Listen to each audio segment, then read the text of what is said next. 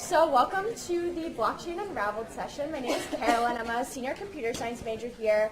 I'm super excited about today. Hope you all are too. So today we have a group of wonderful women, all of which are using blockchain in different ways at their respective companies. So we'll have a brief overview of what exactly blockchain is, and then each of the three of them will talk about how their companies individually are leveraging that new technology at their firms.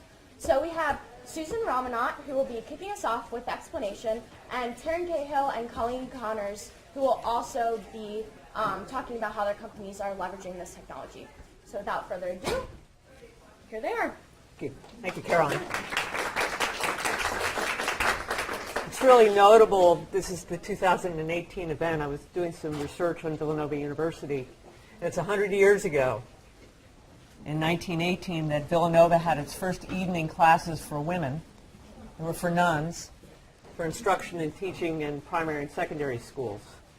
In fact, it was in 1958, the year I was born, that Sputnik went up, but also the first year that a woman was awarded a degree from Villanova.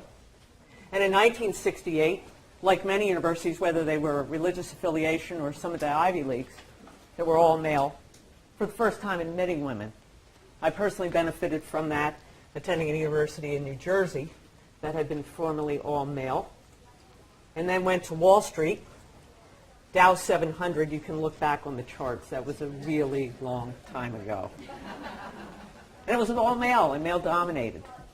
And then over the course of my career in Wall Street and banking, I moved continually into aspects of the business, sales, product development, working for our chief technology officer, and in the wake of the financial crisis, putting my hand up and saying, yeah, I'll build a risk function, which involved, among other things, learning about cybersecurity and some of the alarming vulnerabilities that exist not only in finance but across sectors. I also had the opportunity, because I have a tendency to work in what I call white space. What aren't we doing? What aren't we thinking about? What aren't we taking care of? White space is a way to develop one's career. Had an opportunity to go back into more of an outward-facing role in corporate development. And it was 3.5 years ago that I came across not just fintech, but blockchain. And I remember saying to my son, who was then an undergraduate at the University of Southern California, do you have any friends doing this Bitcoin mining thing? And he himself was a little puzzled and wasn't quite aware. He was a business major, not a technology major. And in that time, I've seen Wall Street be taken by storm, and now the world taken by storm, not only around cryptocurrencies and ICOs, but the promise of blockchain. It was a turning point for my career, and a year ago I stepped away from 2 decades at SEI Investments, in that role most recently as head of risk, to start a company that is focused on applying blockchain in healthcare. I'll talk a little bit about that later. That journey has taken me and my husband to Scotland, where I now live, in Edinburgh, Scotland. We've building our company there and working with the National Health Service in Scotland with the assistance of the Scottish Government and the university system over there. So I really feel like a lot of the themes that you'll have in here today about your careers, what you can do, the intersection, as Karen referred to it, in terms of technology and finance, all these aspects of our careers coming together. Sitting here today and taking the plunge into the blockchain's river, if you will, is a big deal, but hopefully you'll get a lot out of it. I'm looking forward to talking with the other panelists. So start with this. Anyone recognize this date, this timestamp here? Yes? The financial crisis. Certainly the financial crisis is going on at this time. The stock market was going up and down, so that was the context. This is actually the first block mined on the Bitcoin blockchain. First block. And it was in the wake of the financial crisis. There was actually a text message that accompanied it, to your point. A text message that referred to an article in the Times, the London-based newspaper, about another bank being on the brink. Northern Rock had failed, and now RBS was, along with Lloyds Bank, looking to the British government to provide protection and support. RBS today is still trying to get out from underneath the crisis. How about this? Bootstrapping a deck. A deck. It's probably not a term you recognize. I have the wrong date there. It's 2011. With that paper DAC is a decentralized autonomous corporation, came a hypothesis that a radically decentralized world relying on cryptography and proofs and incentives of behavior that have mathematical and cryptoeconomic incentives around us can allow us to eliminate intermediaries. Intermediaries even involving management of corporations, management of governments, management of anything as an intermediary between me, you, and what we'd like to do in collaborating. This is the broad vision and ambition that undergirds Bitcoin and blockchain technology. Satoshi Nakamoto, recognized as the author but not known, a pseudonym, maybe a person or persons, authoring a paper called Electronic Peer-to-Peer Cash System, explicitly looking to get rid of the disintermediation that exists in the banking system, and the community around that in Bitcoin and the Bitcoin cryptocurrencies. And Vitalik Buterin and the Ethereum community. He's the one that wrote the white paper about decentralized autonomous corporations. He is that savant that is a combination of special genius and idealism. Satoshi Nakamoto has not stepped out into the fold. There probably will be other issues for them. But together, and the broad community that they have attracted globally, an open source community in both cases, they are bringing in developers, people with insights from various sectors of society, and a commitment to change. It's symptomatic of a larger set of issues in society, both here in the West and in developing countries, where traditional authorities and institutions are being questioned. Their mandates and their ability to execute and deliver for society is being challenged. Or, in fact, very large corporations are now deemed not to be trustworthy. This is the sociological and historical context in which Bitcoin and blockchain have emerged. Today, what we'll spend time on is what the heck is the underlying technology, and what does it mean, and what does it allow. This is a graphic that was developed by Standard Chartered Bank. I think it's a good illustration of the steps in a blockchain transaction. It brings through some of the key principles here.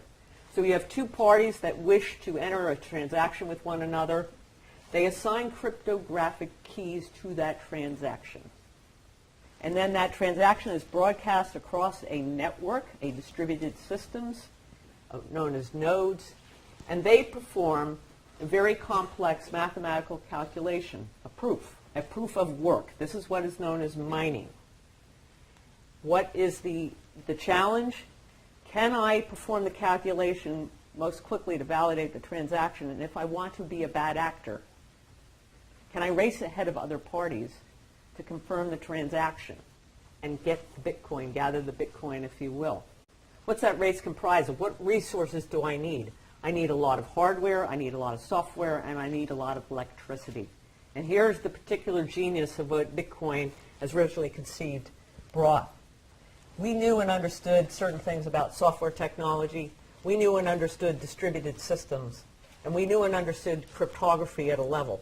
But bringing those three elements together in the design around Bitcoin, you can look up the paper, Electronic Cash, Peer-to-Peer. It's only 6 pages. It is life-changing when you read it. Absolutely stunning. And today we sit here, and Bitcoin is in the headlines. Cryptocurrencies more generally are in the headlines. People are going headlong in and speculating. Rightly or wrongly, I'll not comment on whether that makes sense or not. But today, one value of Bitcoin, the transactions associated with it, requires the equivalent of 2 years of electricity consumption by an American household. On a day-to-day basis, the Bitcoin mining network consumes the electricity equivalent to the nation of Ireland, a nation of 5 million people. One day. Many of the miners are located in China, over 40% of the capacity, some would argue over 50% of the capacity. Some of the folks that initially got into the business and have warehouses full of servers, co-located next to utilities, have been supplanted in China by the utilities themselves, who've recognized there might be some value in doing this work. And you may have read, when you read about this, some of the controversies around Bitcoin and the scandals around the movement of money that is either terrorist financing or criminal financing. Similarly, regulators are starting to take actions in various countries to calm some of the froth. But nonetheless, when you look at the core of this and the idea that these transactions can be cryptographically proven, the sequence of transactions becomes very difficult to unravel, and fraudulent activity is readily detected. You'll hear the term immutable used. Be very cautious of the term immutable. It is a word with deep meaning. I would like to suggest hard to change. Verifiable, that someone has done something malicious with the records. And it's that standard of proof, if you will, that is the threshold at which this technology is stepping forward and moving into all aspects and sectors of society. There are actually components to the Bitcoin and Ethereum networks that now are being carried over into corporate settings and more conventional settings with a concept of a permissioned ledger. So rather than a radically decentralized distributed system where the parties and nodes that are acting to provide proofs, if you will, you have a limited group within some industry sector of related parties who may or may not trust one another completely, but have good reason to want to take advantage of the efficiency and productivity gains that they may get because they're no longer reconciling across silos and organizations. They're coming to a common registry and agreeing transactions peer-to-peer and an agreement that the registry, the ledger, is valid. That frees up resources. That takes transactions in finance potentially from days to hours, from hours to minutes, from minutes to near instantaneous. There's clear value for finance, and it's no surprise that in the last 3 years, many of the major banks, broker-dealers, investment banks, insurance providers, payment providers have launched significant initiatives in blockchain. You'll read some that are skeptical that blockchain is in production or will go into production, and I can assure you that blockchain is going into production on Wall Street across the entire gamut of the business. In securities processing, derivatives processing, for mutual funds and wealth management, there are implementations, proofs of concept that have moved to pilot and will be going into production. So these components, there is a shared ledger, but there are a limited number of parties, and they're agreeing on this system of record across their permissioned network. Consensus is arrived at, but now rather than this radical consensus of proof of mining, it may be simply an N+1.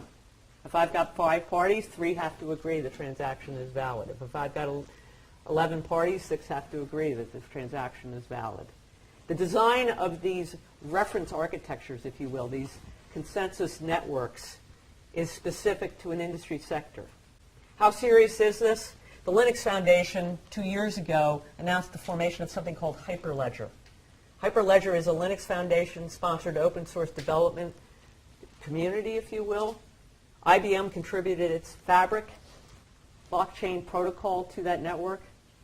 Intel has contributed something called Sawtooth Lake, which ultimately would contemplate being able to handle billions and billions of transactions associated with sensors and IoT in the world that we're moving into.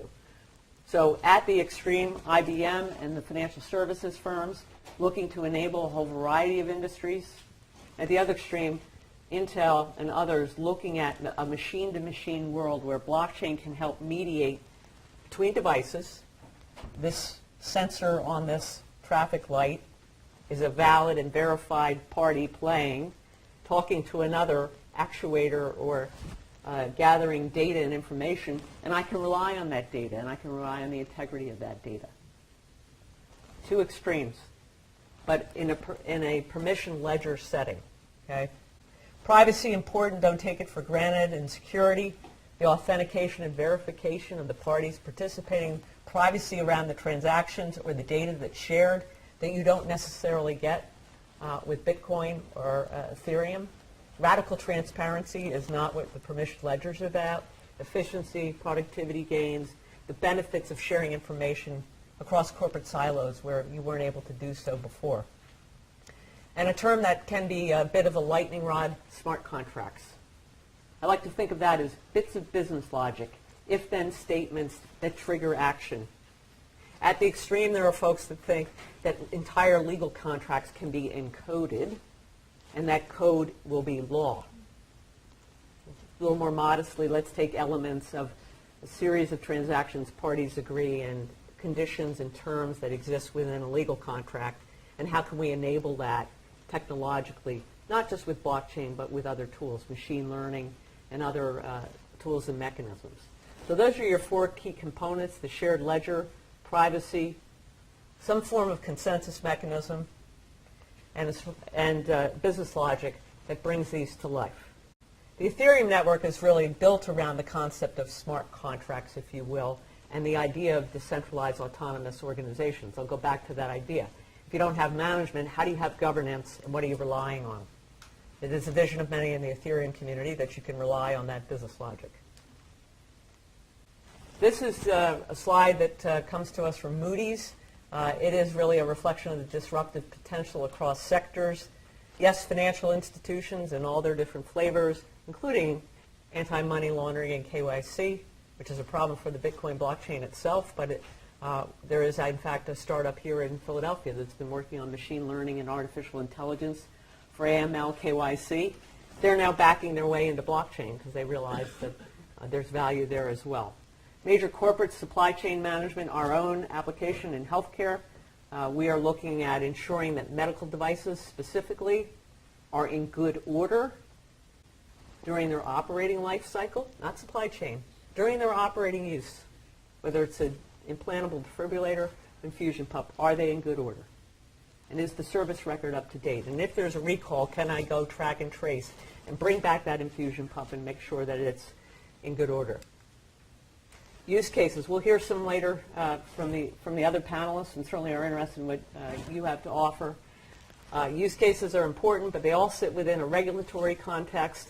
Different geographies certainly affect where personal data can and can't be. So for many firms that are active in blockchain, they need to concern themselves with data protection regimes. Personal privacy issues, they are different. Finally, I offer this graphic that shows you to think about blockchain use cases at two extremes. In the lower left, very high volumes, think equity trading, high volumes in the millions and millions of orders a day, billions of shares traded, and low latency, milliseconds for the trade, a couple of days plus for the clearing, and then finally the settlement. And then moving to the right and up into the upper right-hand corner, transactions that have more complexity, that may take weeks, that have multiple parties involved. Here's where we have derivatives instruments, where hundreds of millions of dollars are at stake, and bank balance sheets are exposed to counterparties. This is where Wall Street has been focusing, with an opportunity to reduce the counterparty risk, reduce the latency between agreeing a derivatives instrument and a transaction. Say I'm selling Brent crude and I'm buying the Japanese Topics Index, and I need to post collateral continuously. Reduce that latency time, therefore reduce the capital I have to put against that trade. There's a huge drive because it could drive returns for banks. Banks' balance sheets will sing in the coming years if they're blockchain enabled, because assets will turn over much more quickly. Capital reserves will be significantly lower. Path to adoption. I'm just going to skip through. This was some background on our implementation. I'm certainly willing to answer some specific questions about what we're doing, but hopefully that quick tour of what is only 9 years, but those are dog years. Things move very quickly in the blockchain field, so once you dive in, be ready for a ride.